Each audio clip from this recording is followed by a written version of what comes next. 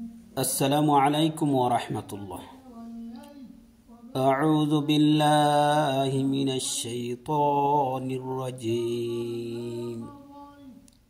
وأتوبوا إلى الله جميعا أيها المؤمنون لعلكم تفلحون. আমি আশ্রয় চাচ্ছি আল্লাহর কাছে বিতাড়িত শয়তান হতে।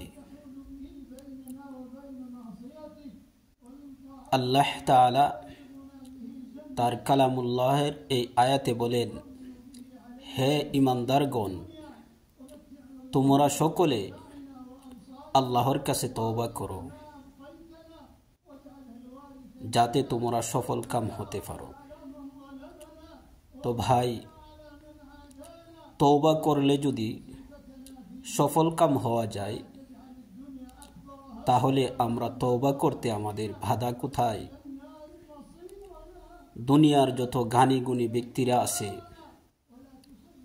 তারা তো এমন কোনো কাজ করে না যেই কাজে তারা অসফল হবে। সকলেই চায় সফল হতে, কিন্তু দুঃখ এবং পরিতাপের বিষয়, কোনটা সফল কাম আর কোনটা বিফল কাম আমরা সেটা জানি না। আমরা শয়তানের পথ অবলম্বন করে নিজেদের অন্তরকে অহংকারী করে তুলেছি। কারো কাছে কোনো ভুল করলে সেটা আমরা ক্ষমা চাইতে নিজেদেরকে লজ্জাবোধ করি এবং অহংকারিতা করি যে আমি তো কোনো ভুল করিনি। ভাই, প্রকৃত জ্ঞানী ব্যক্তির কাজ হচ্ছে, সে যখন বুঝতে পারবে তার ভুল হয়েছে, তখন সে তার এই ভুলের উপর অটুট থাকবে না। সে তার ভুলকে শুধরে নেবে, আর ভুলকে শুধরে নেওয়াই জ্ঞানী ব্যক্তির কাজ। আর সফলকাম হতে হলে তওবা করতে হবে। তওবা মানে হচ্ছে ক্ষমা প্রার্থনা, ক্ষমা চাওয়া। আল্লাহ তাআলার কাছে যে ব্যক্তি ক্ষমা চাইবে, ক্ষমা ভিক্ষা চাইবে, আল্লাহ তাআলা তাহাকে ক্ষমা করে দিতে প্রস্তুত। এবং তওবাকারীকে আল্লাহ তাআলা এতটা ভালোবাসেন, যেমন মরুভূমির বালুর পাহাড়ে কিংবা পাথরের পাহাড়ের আড়ালে তার যদি লাল উটের ফাল হারিয়ে যায় এবং সেই ব্যক্তি যদি আবার তার এই লাল উটের ফাল ফিরে পায়, সে যেমন খুশি হয়, আল্লাহ তাআলা তওবাকারীদের প্রতি তার চেয়েও অধিক খুশি হন। তাহলে আমরা কেন তওবা করতে দ্বিধাবোধ করব? মুমিনদের কাজ তো হচ্ছে তওবা করা। মুমিন যত তওবা করতে পারবে, তত তার দিলে শান্তি পাবে, প্রশান্তি আসবে।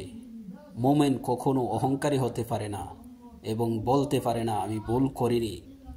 মুমিন সারাক্ষণ এই চিন্তায়, এই ফিকিরে থাকে, আমার না জানি কি ভুল হয়ে গেছে, আল্লাহ তাআলা আমাকে ক্ষমা করবে তো, এবং সাথে সাথে ইস্তেগফার পড়ে নেয়। আর আমরা আমাদের দিলকে এমন অহংকারী করে তুলেছি, শয়তান আমাদের অন্তরে এমনভাবে বসত করেছে যে আমাদের ভুল হয়ে গেলে আমরা জেনে শুনেও আমাদের এই ভুলটা শুধরাতে আমরা লজ্জাবোধ করি। কেন ভাই, আমরা কি আল্লাহর দরবারে হাসরের মাঠে দাঁড়াতে হবে না? তখন এত মানুষের সম্মুখে আপনাকে লজ্জিত হতে হবে। সেটা কি আমার আপনার জ্ঞানে বিবেকে একটু প্রশ্ন করে না যে আমি তো সকলের সম্মুখে আল্লাহর আদালতে হাজির হতে হবে, তখন কি জবাব দেব? তাই আসুন আমরা সকলেই আমাদের মনের অন্তরের অহংকারগুলো দূর করে আল্লাহ তাআলার কাছে বেশি বেশি তওবা করি। আর রমজান মাস হিসেবে আল্লাহ তাআলা অফার চালু করে দিয়েছেন, যে ব্যক্তি একবার সুবহানাল্লাহ বলবে অন্য সময়ের সুবহানাল্লাহ বলার সমপরিমাণ 70 গুণ বাড়িয়ে দিবেন। সুবহানাল্লাহ।